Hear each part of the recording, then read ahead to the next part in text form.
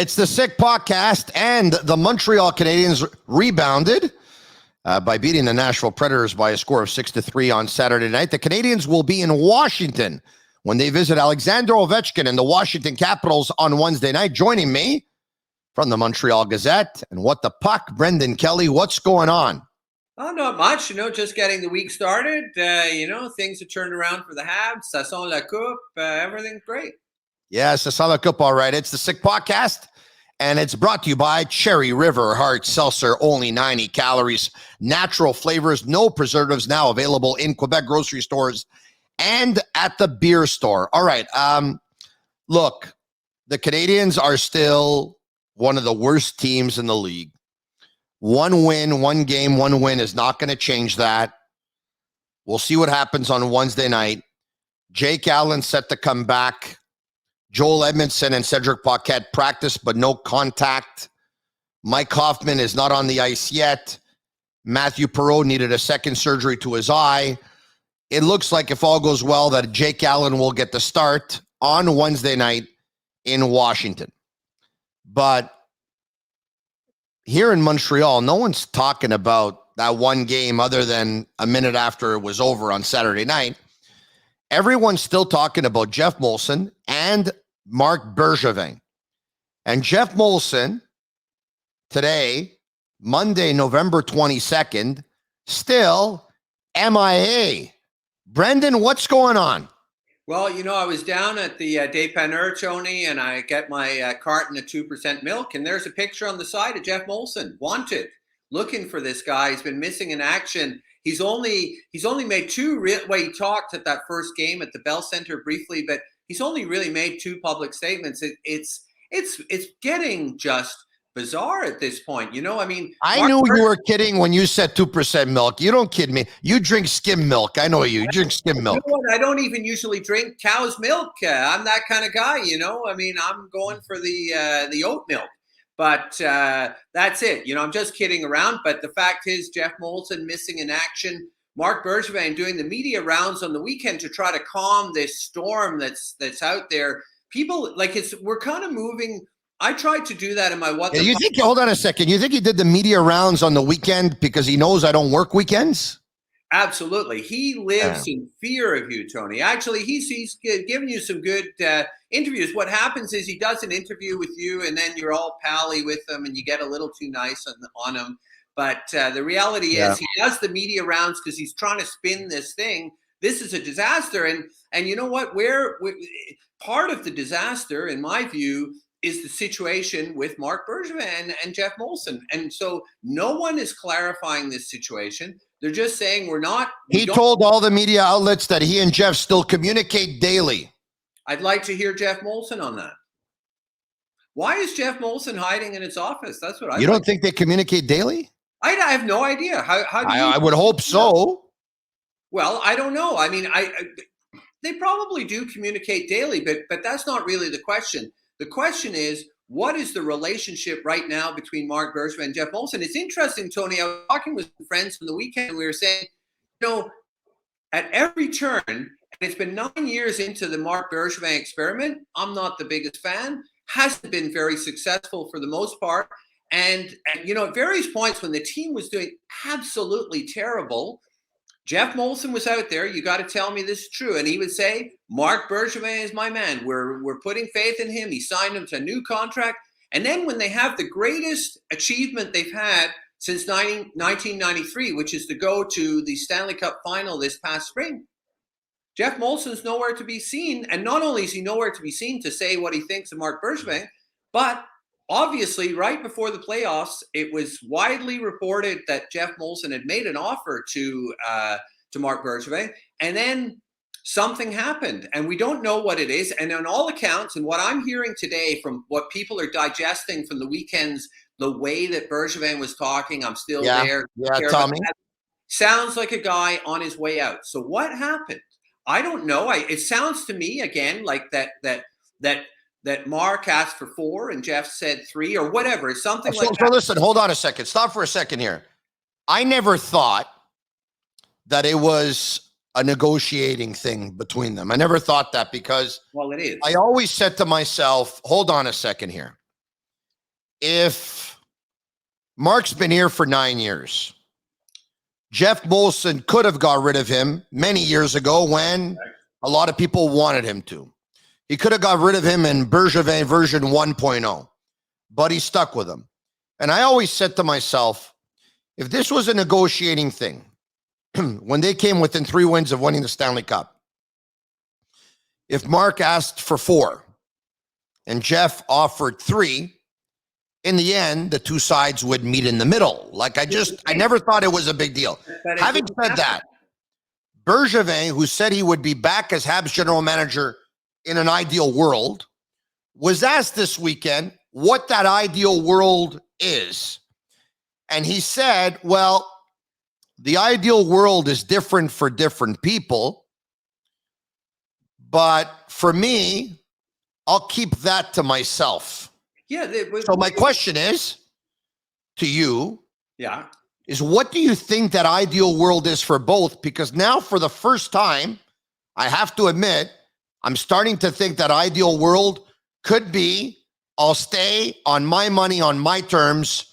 He wants me to stay at his money on his terms, and that's not good for me, and he doesn't think it's good for him. That's what I think, and I think it's a very odd situation, and I've written a number of times to say Jeff Molson needs to act. He either needs to fire him or hire him. He needs to sign him or show him the door, because we're at a very key moment for the Montreal Canadiens, and we're seeing a real lack of leadership from Jeff Molson and a lack of public leadership, and it looks to me like a lack of behind the scenes leadership. So yes, the first thing he has to do is deal with the Mark Bergevin situation. He clearly is not about to do that, and yes, that's what I think happened.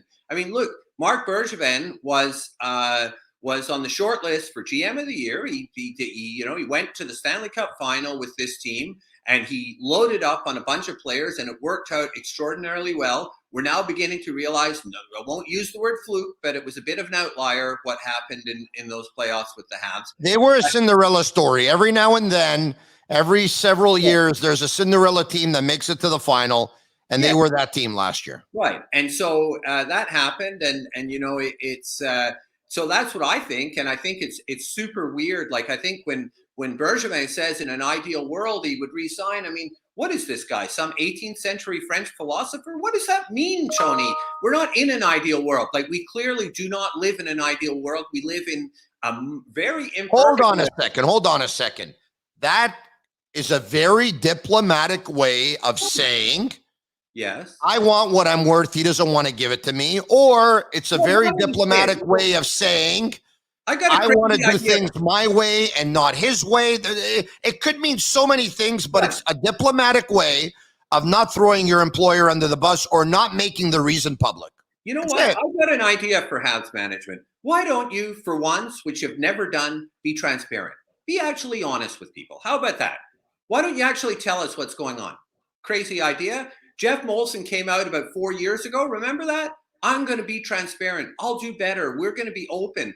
And then the next thing they do, they're fudging information about Shea Weber's injury.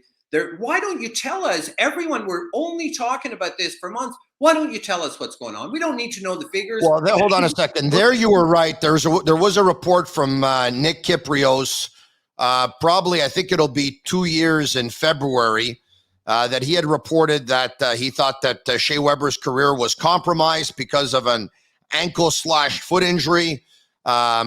Shea Weber made his way back into the lineup 5 days later. And then a year and a half after that, we're hearing that Weber's career is likely over. Having said that, Brendan, they have often said that when it comes to injuries, they will never give all the information because they want to protect the player. Well, you know what? It's interesting. And firstly, we're not talking about an injury here. We're talking about negotiations between Bergevin and Molson, which they're not being transparent about. But look at the Shea Weber thing. Mark Bergevin formally announces at a press conference, his big press conference after the season, that Weber is toast, that he will in all likelihood never play again.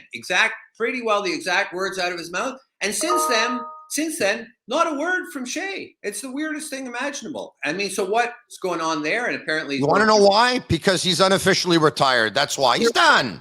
What's he going to talk about? He's done. Why is he doing that? Pardon me? Why is he not? Why are they not being transparent on this? We know. Well, there's cap ramifications and bio ramifications and all that stuff, of course. Money ramifications on the bench. Yes, of course. Player too, of course. But the thing is, to go back to the Molson thing, you know what?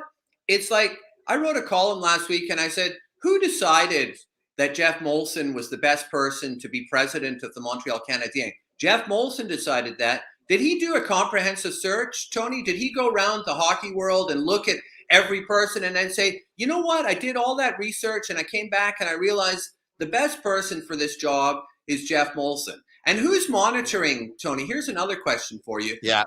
Who's monitoring what Jeff Molson is doing? Who's his boss? Well, his partners. Right. So, and we know the team still is financially viable. So partners care about one thing and one thing only, which is making money. They're still making money, but who's actually saying, you know what? Maybe, just maybe, you're not running this team in an optimal fashion. Well, listen, there were a lot of people. There were a lot of people who thought that he wasn't prior to this. A lot of people have asked for a president of hockey operations. He has never wanted to put one and said that it would continue to be him working alongside Marc Bergevin. Correct. But his missing in action thus far this season is going to fuel those conversations again. And there are some people who were okay with his role in the organization who are now saying, Jeff, clearly this isn't for you. You saw that column in The Athletic from Marc-Antoine Gaudin on the weekend. I did. Laying it out, saying it's kind of unacceptable. You need to come out and speak. It's part of your job. You're not just the owner, you're the president. And the team is in a complete and utter crisis. And part of that crisis is directly related to Jeff Molson, because part of it is that we, at this point, this season is toast. We agree on that. And so you're looking to build for, I think, next year's toast too. So you're really looking at 2, 3, 4 years. You got to make some big decisions. Like, do you start getting rid of your veteran players? You know who did it in a transparent fashion? The New York Rangers. And I know you're on record too as believing in a rebuild. I do, yes. I know they will never do a rebuild because it'll lead into beer sales at the Bell Center. But I would think you're probably right. But if you're not going to do a rebuild, which I don't believe either Bergevin or Molson has any interest in doing, because the other subtext to to Bergevin's comments on the weekend is, I'm not going to do anything. That's exactly what he said. I don't plan on making any big changes. So, but it'll be hard for him to do a rebuild after he extended Carey Price for 8 years, and he extended Josh Anderson for 7 years, and he extended Brendan Gallagher for 6 years, and he extended Jeff Petrie, I believe, for 5 years. Those are people that he believes in, and I don't think he can wake up overnight and say, I'm going to trade those guys, because if you do that, you're then admitting that signing them to the long-term contracts were probably not the right decisions. Right. And how do all of those contracts look today? They all look terrible. I don't like them. By the way, though, I just don't like long contracts in general. That's just me. And hold on a second now. The Canadiens will play in Washington on Wednesday. They'll be in Buffalo on Friday.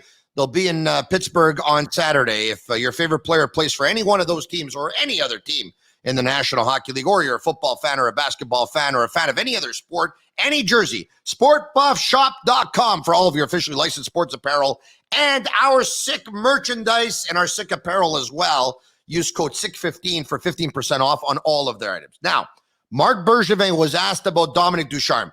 Is Dominic Ducharme's job in trouble? Because Bergevin says, yes, the injuries are one thing, but let's not make excuses. This team is playing below expectations. He doesn't understand it. He went on to mention that he watches footage. He watches games from the Stanley Cup playoffs all the time to see what the Canadiens were doing then that they're not doing now. He doesn't get it. He doesn't understand the lack of effort, the lack of engagement, the lack of consistency. So when asked if Ducharme's in trouble, he said, no, he's not. He went to the Cup final 4 months ago. He didn't become a bad coach in 4 months. You know what that means? That means he doesn't think he should be replaced either, because he was the GM who put together a team that went to the Stanley Cup final 4 months ago. He's probably thinking he didn't become a bad GM in 4 months either. Correct. And I still say one is, and we're also in agreement on this, I believe, from our previous conversations, there was no reason to sign Dominic Ducharme to a 3-year deal. You could have signed him to a 1-year deal and he would have said, yes, I'm in. It's not like he was going anywhere else. He probably would pay to coach the Habs. That's a joke. But I mean, you know what I mean? He's a rookie coach. He's going to take whatever those guys offer. And the reality is they signed him for 3 years. We don't know if he's a good coach. I have a theory. Yeah? Are you ready? No. I'm the GM. That's scary. My contract is up. I extend everyone around me. My assistant general manager, my coach, he brings his assistant coaches. Everyone is extended for 3 years. And I have players who have 5 years, 6 years, and 7 years left on their contract. The owner of the team is wondering whether he extends me or he replaces me. All of my men, from front office to coach to players, are all extended. The owners probably want to continue in the same fashion. Well, pretty smart.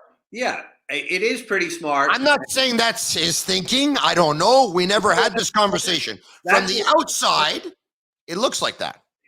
That's what we call a conspiracy theory. And my theory on conspiracy theories is I don't believe them because people aren't smart enough to run conspiracies for the most part. So I'll tell you what they did. Marc Bergevin signed all these bad contracts because he signs bad contracts. That's kind of his modus operandi. Good trader, very bad at signing contracts. He always puts too much term and too much money. But throughout this whole process, and we talked about that a bit with the Weber-Subban thing, ever since 2014, he has basically been in win now mode. You pick up Shea Weber in 2016, you don't pick him up to go to the Stanley Cup final in 2021. You pick him up for the years after that. And he picked up Josh Anderson and Toffoli and all that because he's in win now, and he's still in win now. And you know what? It's 9 years of win now that's been mostly lose now. So it's a faulty way of looking at things. And so I don't think it's a conspiracy. You know, look at the Brendan Gallagher contract. I mean, Brendan Gallagher is untradeable. No one will take that. He's just starting a 6-year deal, and he's clearly not half the man he used to be. To quote the Beatles, those are Josh Anderson. I like Josh Anderson, though inconsistency is his middle name. But that contract's terrible. No one's going to want that to pick up. So these guys. The term is long. The dollar amount is not terrible, but the term is long, especially for a player. For that kind of player who plays that kind of physical style, okay. You don't want that kind of term. All right. Premier Legault says, don't worry. I know there's not enough Quebec players right now, but I'm going to form a committee. I'm going to get about 20 people on that committee. I'm going to put someone in charge. I'm going to form this committee. They're going to take a look at over the next couple of months here, 4 or 5 months, on how they can fix hockey in Quebec. It's an election year next year, by the way. Next year, it's an election year. And we want more Quebecers in the National Hockey League. And then I'm going to talk with Gary Bettman about the Nordiques coming back. All right. So where do you stand on this? Because I know where I stand. Well, you know what? I'm not actually. I don't feel that badly about what Legault said. I think that to take the Nordiques thing, the Quebec Nordiques would be. I wouldn't become a fan of the Nordiques, but they would light a fire under Mr. Molson. You know what? He might actually come out from his corner office. And you know what? If you read like Sir Savard's but hang on, bear with me. Hold on a second. Yes and no. No. Why? Because you know what the Nordiques will do, right? No, but the Nordiques will put a bunch of Quebec-born players in their lineup, and the Canadiens will almost feel obliged to have as many or more because they don't want to be criticized that they're going to have less. You're missing the point, Tony. This is not about French English. Read that Serge Savard biography, which is excellent, by the way. And in it, he says that when he was general manager in the late 80s, early 90s, him and Ronald Corey only thought about one thing and one thing only. How do we beat the Quebec Nordiques for it to be Quebec's team? If the Quebec Nordiques were to arrive next season or in 2 seasons or in 3 seasons, from 1 second to the next, half of the province would say, you know what? We are sick and tired of the crap we've been dealing with for 30 years with the Canadiens who are crappy. We're going to move to another team. And it's not a French English thing. It would be the same thing if we had a viable baseball team or a basketball team. There's no bloody competition for this team. So they don't care. They don't need to have need to field a competitive team. That's the I hate to break it to you, but if you've been paying attention, especially in the last year, There's a lot of things that have become a French-English thing, and some of them are becoming an only French thing. This is what I have to say. I'm not going to be a hypocrite and tell you that I'm not happy that someone from our government is going to want to help sport in Quebec. I work in sports, so that makes me happy. Having said all that, the timing is absolutely terrible. It's great for him. It's an election year next year. But it is the stupidest thing I've ever heard in my life in regards to the timing of the situation, all right? We are in the 5th wave of a pandemic. The numbers are going up again. We should have a higher vaccination rate than we do, whether you believe it or not. 1 in every 10 kids in school are catching COVID. Our hospitals are understaffed. You have to wait about 10 or 12 hours before you see a doctor in emergency. You have to wait a couple of years before you can get an MRI. Half of my buddies don't even have a family doctor anymore because their doctor got old, retired, or passed away. They're asking me, I'm asking my doc. He says, Tony, I'm sorry, I can't take any more patients because I won't be able to serve mine. Doctors are paying nurses out of their pocket in terms of some yearly bonuses because they're not getting them. And the list goes on. Businesses have taken a beating for the last 2 years, all right? Yeah. And they've dropped their earnings by 50%. They've lost their clientele by 50%. List goes on.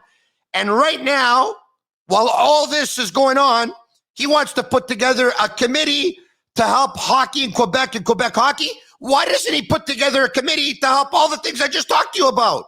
Well, are we losing our mind in this province or what? No, I don't think so. I mean, I think you're feeling better. This is the stupidest thing I've ever heard. And I don't care that he's the premier. You're feeling better now because you got that off your chest. Look, one of the great tweets when I was talking about that thing that he's going to meet apparently with Gary Bettman about the Nordiques. And someone tweeted me, and they had a great line. There's an inquiry going on right now into the first wave of COVID and what happened in the CHSLDs. It's brutal.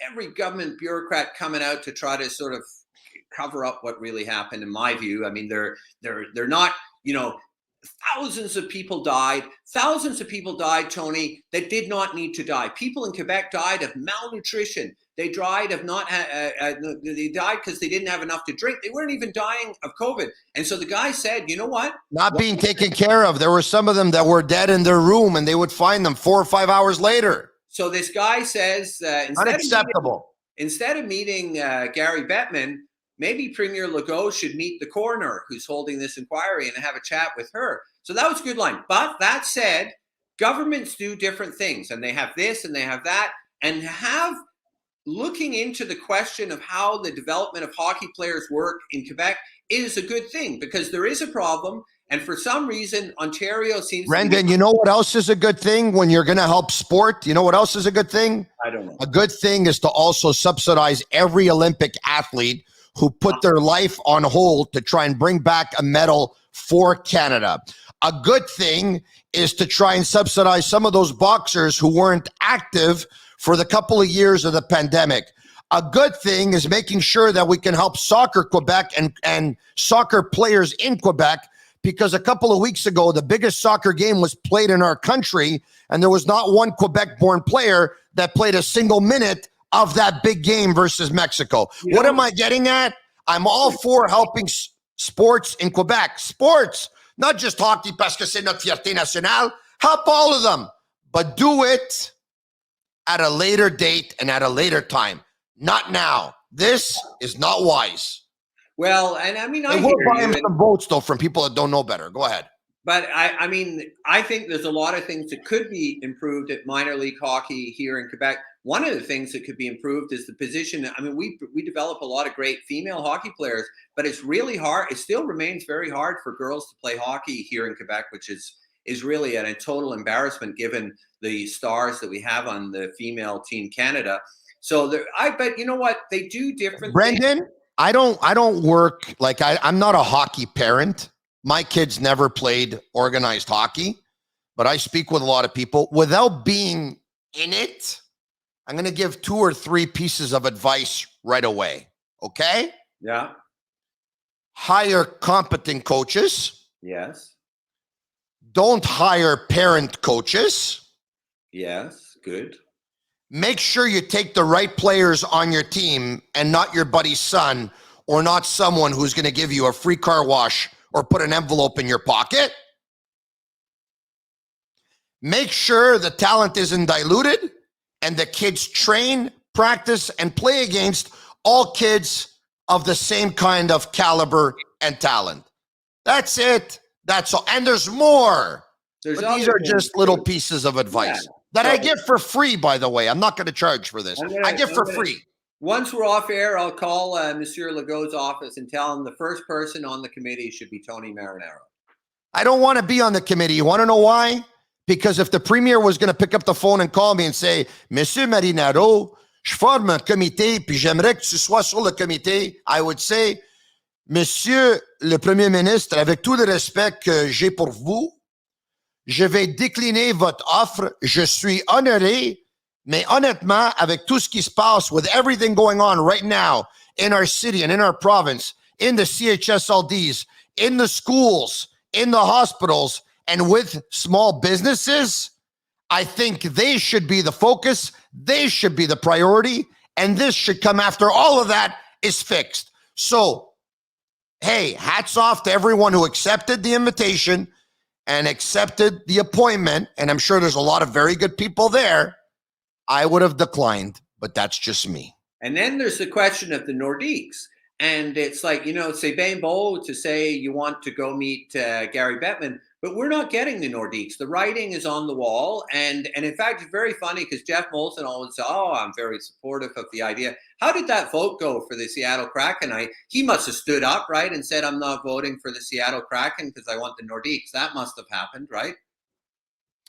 Well, I don't know. I would probably think that it was a unanimous decision. Yes, on the record, they'll always tell you they'd like for the Nordiques to come back, but off the record, you'd have to think it would have an effect on their ticket sales here because there's no professional hockey in Quebec, so there's people from Quebec that make the trek down to Montreal to watch hockey games in the National Hockey League. It's not. I don't blame them for that, by the way. It's much more insidious than that. Is the reality is that as soon as the Nordiques arrive, you know how much fan discontent there is out there? People are fed up of 30 years of pretty mediocre hockey. Yes, I understand that, but a Montreal Canadiens fan is not going to leave their team to go to the Nordiques.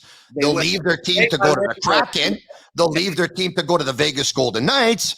They'll leave their team to go to the Edmonton Oilers or the Colorado Avalanche, but they're not going to cheer for the Quebec Nordiques. We'll see about that. How is it that the streets of Montreal are filled with so many sweaters from other teams? People are fed up. People like winners. They don't like losers. It's been a losing team for a very long time. And if you brought in a winning team, and you know what? One of the things we haven't had for 30 years, we had one guy who was a star player, not talking about goalies, was a fellow named PK Subban. We got rid of him. We don't have star players in Montreal. What if they get the star players? I was more excited watching Kovalev than I was Subban. Well, okay, but Kovalev had one great year. But PK Subban was very exciting. You're right, 100%. 5 years, there's been nothing in terms of excitement, in terms of, wow. I agree with you on this. For the last 15 years, they've been selling tickets for people to go watch a goalie.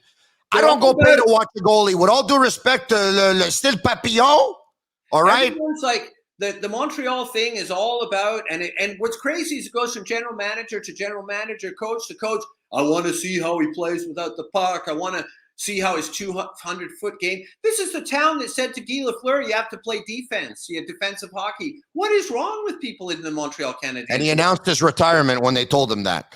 He was on the bench for the first 3 years. Then he exploded. They let him be. And then when they told him that, he retired. And then he came back with the New York Rangers, and he scored 2 goals in the Montreal Forum versus the Canadiens. You like winners, so does everyone else. Listen to this. Place your bets on MyBookie. Go to mybookie.ag/thesickpodcast and use code SickPicks to double your deposit. Bet, win, get paid. I'm going to say something very unpopular, and I'm going to say it, I mean no disrespect, okay? If I had to pick, I would pick the Canadiens to lose all 3 games on the road, and I'm going to tell you why. Because Washington's coming off a loss. Canadiens are coming off a win. Washington's going to want to rebound. They were on the road. They're going back home. Montembeault, you would think, will play in Buffalo. Buffalo, for whatever reason, by the way, they play well on Friday nights in Buffalo, and they played very well as of late. They just lost a goal with a second left on Sunday. And the game against Pittsburgh, I wouldn't be surprised, but it's going to be the Canadiens' third game in 4 nights with travel included. That's why I don't like their chances. I will go with Washington on Wednesday, Buffalo on Friday, and Pittsburgh on Saturday. Part of me hopes I'm wrong. The part of me that has you listening to me will hope that I'm right for you. Brendan? What do I predict? Jeff Molson a call. What do I predict for the 3 games? I think Give Jeff Molson a call. What's that? Give Jeff Molson a call. You know what? He's not warming up to me as much these past couple of years for some reason. But You have his number? I'm surprised and I'm disappointed. You have his number? Yes. So if you would pick up the phone and call him right now, does he answer? I haven't talked to him for a while. The last time I saw him, he was like not, there was a sort of lack of hugging, and it was pre-pandemic. Listen, it's fine. I mean, I write a very critical column. I just want to make it absolutely clear. Look at this. Yeah. Look at this. One love. One love. But listen to me. I got not. You're not going to pick up the phone. Personally, I just not in agreement with what he's doing with this organization, and I don't. Well, listen, he's not going to talk to you if you don't pick up the phone and call him. So the worst thing that can happen is that he doesn't answer your call, or he says, Brendan, I don't want to talk to you. Just call him. You're right. Change your shirt from one love to one call. You know what? I remember years ago, I called René Angelil. I knew René very well. Oh, really? I reached him at his hotel room in Vegas, where, the husband of Celine Dion and her manager. And I said, I got to talk to you about something. And he said, listen, I can't talk to you. The Gazette has done such a terrible job on Celine. And so it was fine. He was mad at me for a while. And is that right, eh? And he got over it. And in the end, I win them all over in the end, Tony. So even it's your charm. You know what it is? It's your hair. Look at that hair. Look at that hair with those glasses too. Look at him. That hair. Come on. My God, you look like George Clooney. You're the best. Brendan Kelly of the Montreal Gazette. Give Jeff a call. One love, one call. Getting on the phone now. Talk to you next time. It's the Sick Podcast. Tell your friends about it because this podcast is sick.